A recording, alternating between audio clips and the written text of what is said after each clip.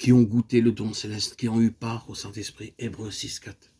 Lorsque nous avons reçu le Seigneur Jésus-Christ comme notre sauveur personnel, le Saint-Esprit est entré en nous. Et désormais, il travaille au-dedans de nous, jour après jour. Il est notre maître qui nous enseigne. Il est notre guide. Il est notre chef qui nous conduit. Quand le consolateur sera venu, l'Esprit de vérité, il vous conduira dans toute la vérité. Car il ne parlera pas de lui-même, mais il dira tout ce qu'il aura entendu. Et il vous annoncera les choses à venir. Jean 16, 13. Il est notre guide, il est notre maître qui nous enseigne, il nous aidera à marcher dans l'esprit, à vivre dans l'esprit. Dans Galates 5, 16, 5, 18 et 5, 25, l'apôtre Paul utilise 3 termes pour caractériser cette œuvre du Saint-Esprit. Marcher selon l'esprit, être conduit par l'esprit et vivre par l'esprit. Marcher, être conduit et vivre. Comment marchons-nous? Nous marchons un pas après l'autre. Nous n'avançons pas par des bonds de 100 mètres de distance. Nous progressons uniquement un pas après l'autre. Nous avançons d'abord le pied droit, ensuite nous faisons suivre le pied gauche et ainsi nous avançons pas à pas. De la même manière, nous devons être conduits par le Saint-Esprit, mais seulement pas après pas. Cela veut dire que nous devons être sous le contrôle du Saint-Esprit à chaque pas, en nous plaçant nous-mêmes dans une soumission totale au Saint-Esprit, afin de pouvoir comprendre et discerner le plan de Dieu.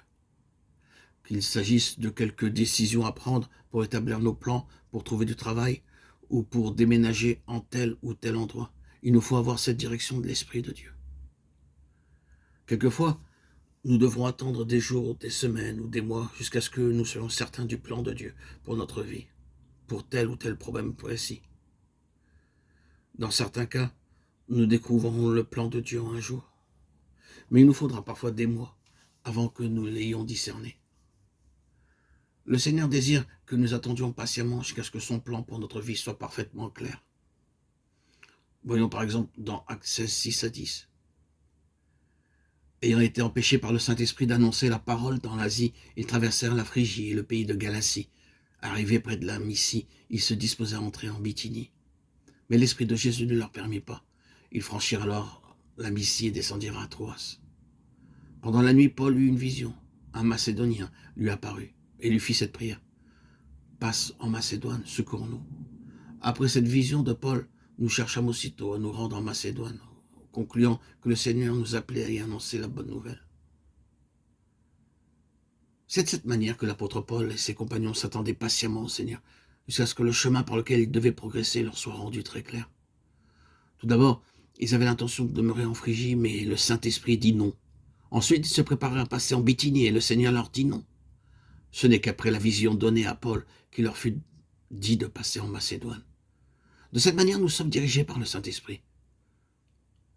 Avant donc d'établir un plan quel qu'il soit, que ce soit pour le mariage, pour la profession, même pour déménager, ou même simplement pour faire vos courses en ville, soyez patients jusqu'à ce que vous ayez compris quel est le plan de Dieu, quelle est sa volonté pour vous.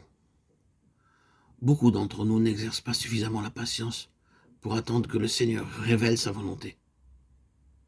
C'est pourquoi il s'ensuit beaucoup de déboires et de pertes. À moins que nous ne soyons dirigés par le Saint-Esprit, nous ne verrons aucun résultat dans notre service pour Dieu. Car tous ceux qui sont conduits par l'Esprit de Dieu sont fils de Dieu. Romains 8, 14.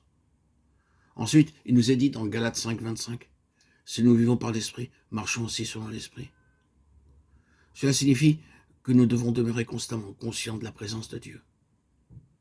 Si nous nous rendons coupables, soit par la colère, par l'irritation, par la jalousie, par l'orgueil ou par des pratiques impures, nous ne serons pas conscients de la présence de Dieu. Alors le Saint-Esprit vient à notre aide pour remettre les choses en ordre, afin que nous soyons à nouveau en état d'enregistrer sa présence. Ainsi, par le Saint-Esprit, nous sommes amenés à vivre dans le bénéfice de la conscience de sa présence.